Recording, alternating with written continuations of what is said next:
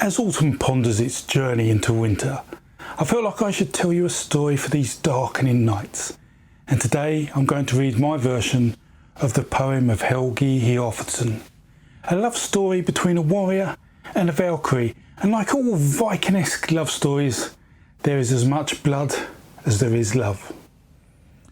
The poem itself is found between two poems of Helgi Hiorvardsson in the Poetic Edda, and all of these seem to stem from the same source poem but have evolved differently over time. However, the plot on this specific poem is less coherent than its cousins, as it discusses some of the life story before Helgi was born, and so I've decided to flesh out this poem a bit so it makes more sense, is more coherent and more of a story while staying true to the plot. So I hope you find it easier to listen to, and welcome to the story of Helgi Hiorvardsson, and welcome to Kleckenford.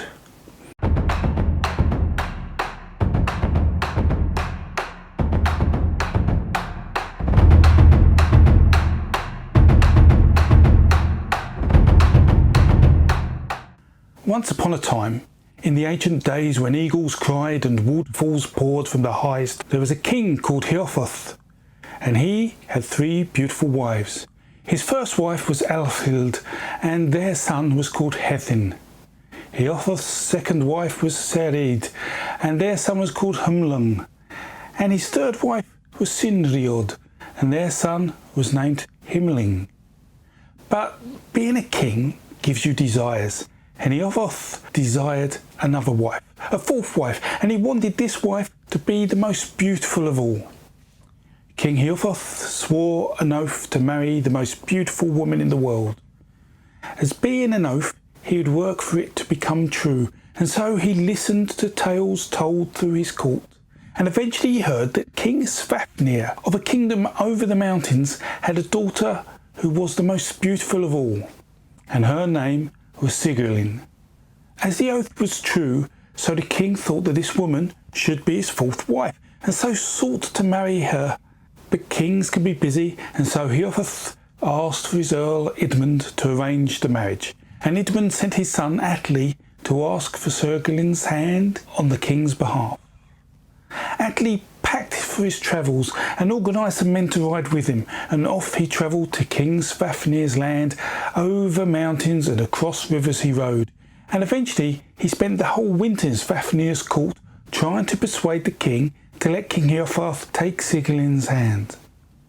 But King Svafnir had a friend who was an earl in his court, Earl Thranmar, and Thranmar acted as Sigurlin's foster father, and he was ever protective of her as he was his own daughter, Elf.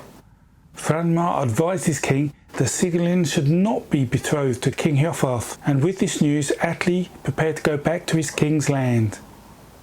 On the journey back, Atli and his men camped one night in a magical grove, and within the trees there was a bird listening to the men talk about how King Hiorvardsson married the most beautiful women.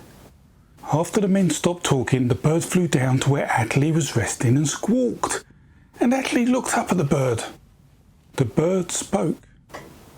"Have you seen Sigurlin, the daughter of Svafnir?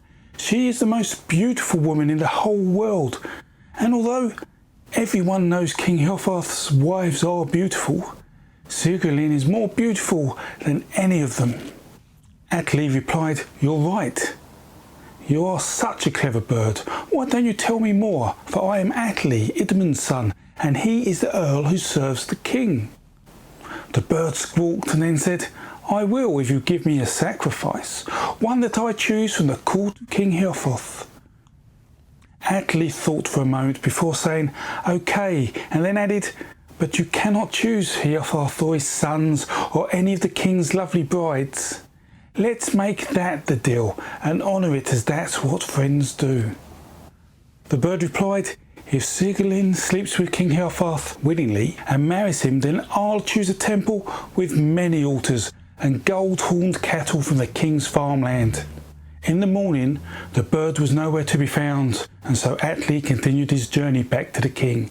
And on his arrival home, the king asked him for news of Sigurlin. Atli said, we had difficulties on our journey and so didn't achieve what we set out to. Our horses became exhausted on top of the mighty mountains and we were forced to ford the Samon River.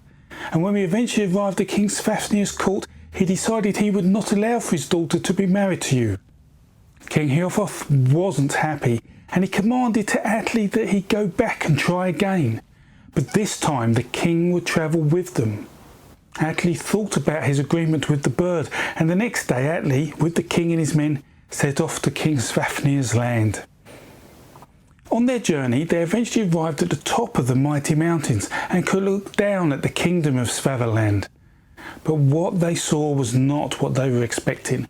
The land was alight with fire, villages burned, and dust clouds from horses' hooves were all around the villages. King Hiorvardsson commanded Atli and his men take a closer look. And so they rode down the mountain and encamped for the night by the river so as to be able to enter the kingdom when the sun rose for a new day. As days and weeks passed after this event, the king and his men would find out that in the time that passed on Atli's journeys back to his king and then back again to King Svavaland's kingdom, another king by the name of Hrodmar had turned up to the King Svavaland's court, and he had asked for Sigurlin's hand in marriage, and again King Svavaland refused, but Hrodmar was angry and refused to accept that response. And so he killed the King of Svavaland and ordered his men to raid the villages and burn the land. But right now Atli was unaware of this and he was keeping watch on the camp. He decided to cross the river, and there he found a house, and atop of the roof was a large bird, an eagle, and although it looked like it was keeping watch, right now it had fallen asleep. Atli couldn't risk the bird awakening, and so he threw a spear at it and killed it instantly. He then carefully opened the door of the house and went inside, and there, laying before him, asleep, he found Sigurlin, the king's beautiful daughter, and Olof, the daughter of the earl. Atli woke them both and took both daughters away with him back to the king. But why were the daughters there, you may ask? With the attack on Svavaland, Earl Flanamard used magic to change himself into an eagle and took the king's daughter Sigurlin and his own daughter Olof away and into a safe house by the river. Exhausted from flying and drained due to magic, he had fallen asleep in his eagle form. And whilst keeping watch on that roof, he there met the fate from Atli's spear. Was it luck or fated by the Norns? Or maybe it was magic, but the result of this discovery of the daughters led to King Hiorvardsson marrying Sigurlin and Atli marrying Olof. King Hiorvardsson and Sigurlin had a child that grew into a tall and handsome son. But he did not speak, and he would not answer to any name, for no name suited him, and no name stuck on him. Then one day, while sitting on a burial mound of his ancestors, the boy with no name saw 9 Valkyries ride past. And one of them caught his eye. She was the most striking of all Valkyries, and her name Svava, and she was the daughter of King Arlimi. She stopped, sensing the son of Hiorvardsson and Sigurlin looking at her, and she rode over to him, and then she spoke. "It will be a long time, Helgi, before you are crowned and rule this land, and although you are always silent, an eagle will cry on the battlefield after you when you show courage as a warrior." The boy with no name said, "You are a lovely woman, the most beautiful woman I have ever seen. But what will you offer me if you wish for the name Helgi to stick with me? But think before you answer, as I won't accept it unless I can also have you." Svava replied, "I know of 46 swords in Sigurdsholm, and one of those swords, emblazoned with gold, is better than the others. It has the ability to break shields, and the hilt is made of gold, and carved into it is an adder chasing its tail. The sword has courage throughout its blade, on which a blood-stained snake is engraved, and for he who owns the sword will find terror in its point." Svava and Helgi looked at each other for the briefest of moments, and then she turned her horse and sped off to catch up with her Valkyries. That Valkyrie was Sverre, and it was she who would give Helgi his name. And it was she who rode through the air and over the sea and would often protect Helgi in his battles to come. After meeting Sverre, Helgi went to see his father, the king. He entered the court and spoke to King Hiorvardsson about the attack on his grandfather's kingdom. "Father," said Helgi, "my king, King Hiorvardson is not the smartest of kings, nor is he the greatest leader of men. And he is burning lands without provocation. But if he is not challenged, he will be victorious, and he will own the riches that belong to us and our people. He fears no one, and will own our inheritance when we die, unless we challenge him." King Hiorvardsson needed little time to think, and answered that he would give Helgi a troop of men if he wanted to avenge his grandfather, the king of Sverreland. Helgi accepted, and then went to look for the sword to which the Valkyrie Sverre had directed him. And when he found this golden sword, he took Atli and the troops and set off to find and kill King Hiorvardson. They travelled over the mountains where waterfalls poured, and across rivers where eagles cried. And they found King Hiorvardson, and Helgi killed him with his sword, with terror. And with that, he then went on to achieve many brave deeds. One of these deeds was when Helgi killed the giant Hati by stabbing him and making him fall off a cliff during a fight. Afterwards, Helgi and Atli had moored their ships in Hattifjord for the night, and Atli kept watch standing at the prow of the front of the ships. During the night, the water stirred, and the giant Hati's daughter, Hrimgerd, was walking through the sea near the shore, looking for her father's killer. She saw Atli on the boat and walked towards him, but not too close, and said, "What are you and your men doing in Hattifjord? I see shields are hanging from the outside of your ships. That's a rather bold act, and so I'm guessing you aren't afraid of much. Tell me the name of your king." Atli replied, "Helgi is the name of my king, and you could never bring harm to him.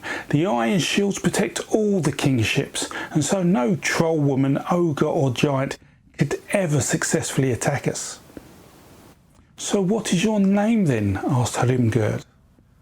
"You have the look of a terrifying warrior. What do men call you?" "The king trusts you, since he lets you take the stand at the front of the ship's bow." "Atli I'm called, but brutal to you I shall be.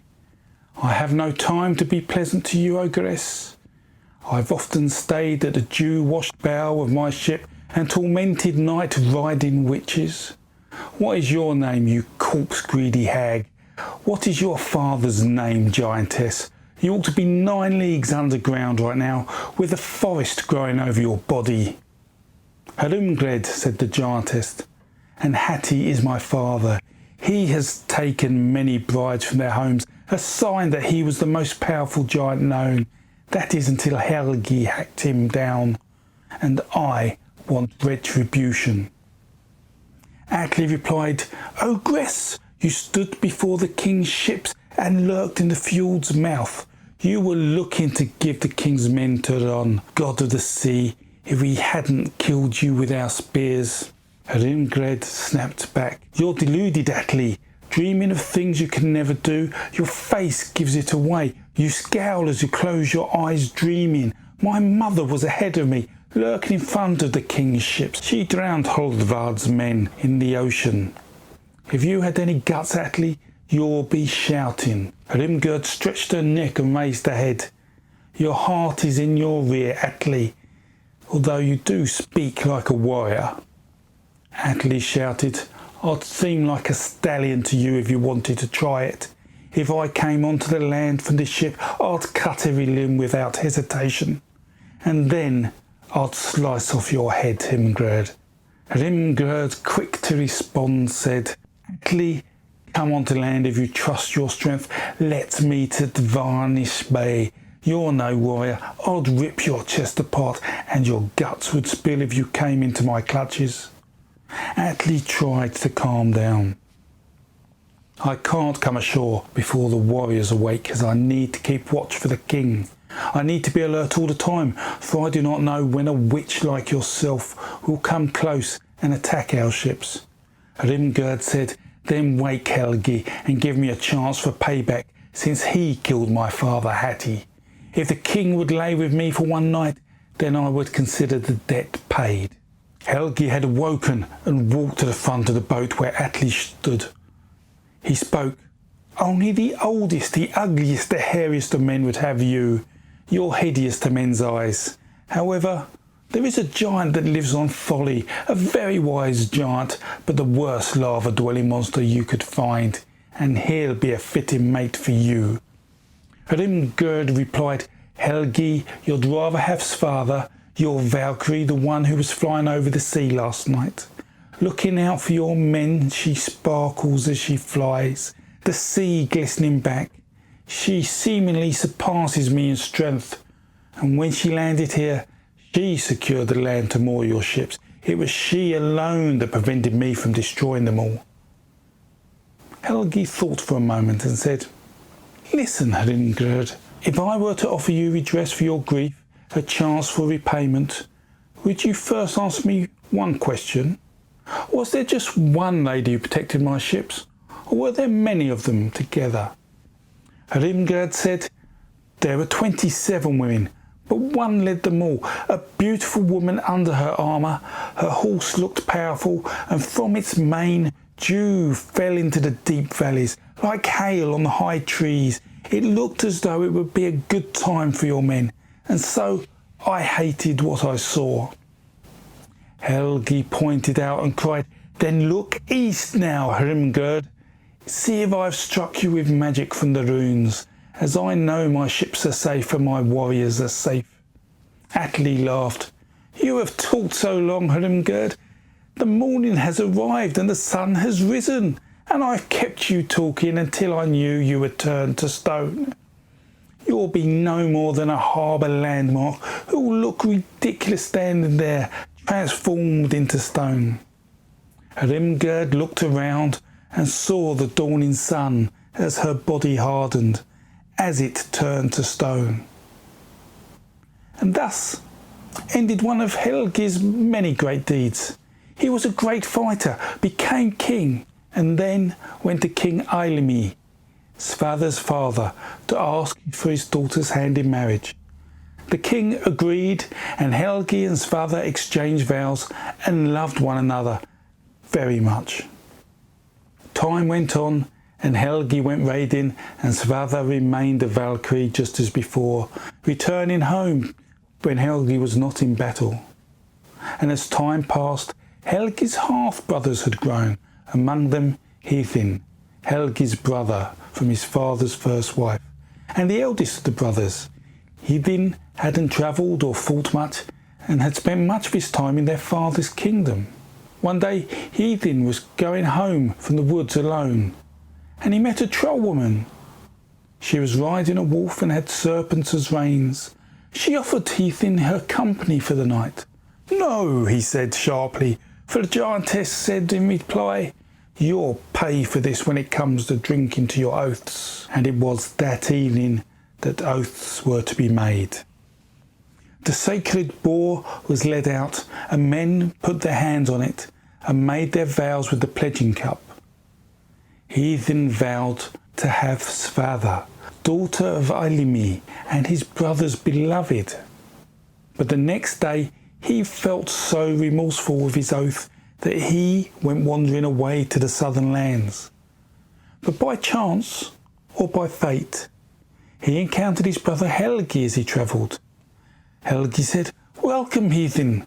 What news do you bring from Norway? Why have you been driven from your country and come alone to meet me?" Hithin replied, "I have committed a terrible crime. I have made an oath to lay with that royally born bride of yours with the pledging cup." Helgi replied, "Don't reproach yourself for both our sakes, Hithin. What's said over the oaths, they must come true, for a king has challenged me to an island duel in 3 nights' time, and I shall go there, but I have my doubts as whether I'll return. I hope it turns out well, but if I don't, for then it would be good if you took Svatha." Hithin was confused. "Are you saying, Helgi, that I deserve your goodwill and great gifts, It would be more fitting to me to be blooded with your sword than to grant peace to your enemies."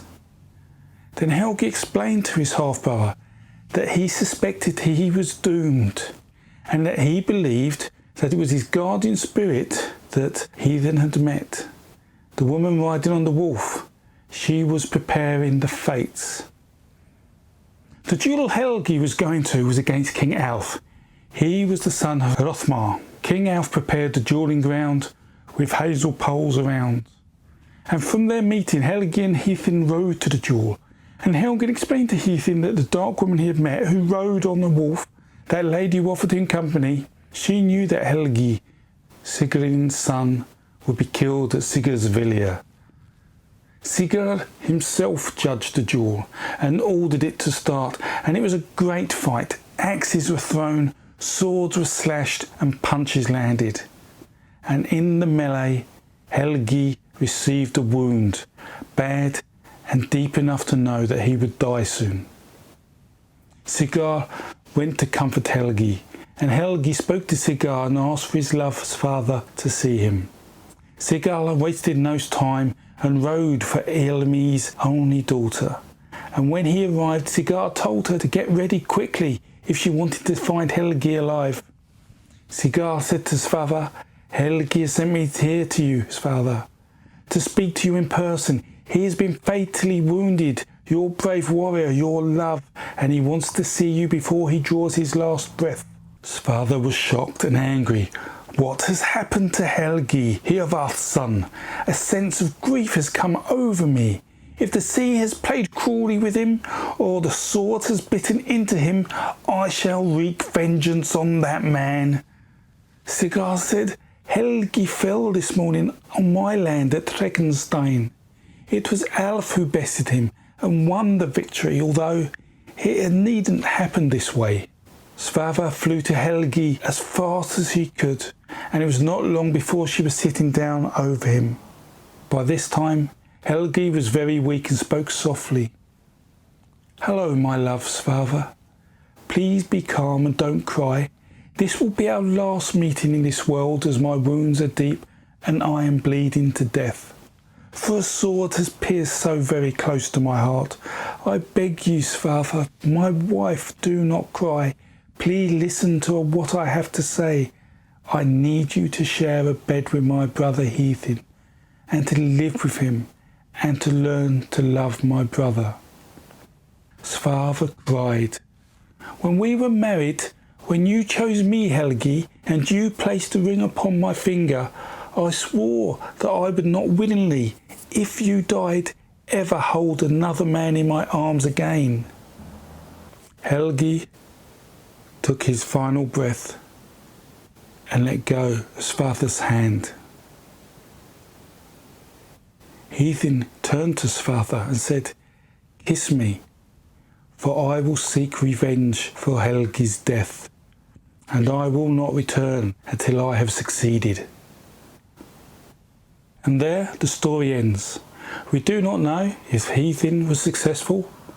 We do not know if Svafa did lay with him. But there is one thing told in the Edda story at the very end, and that is that Svafa and Helgi were resurrected. And maybe it was fated that they would meet again in another life. And that's the story of Helgi and the Valkyrie Svafa. Stay safe, stay well. And this was Cleckenford.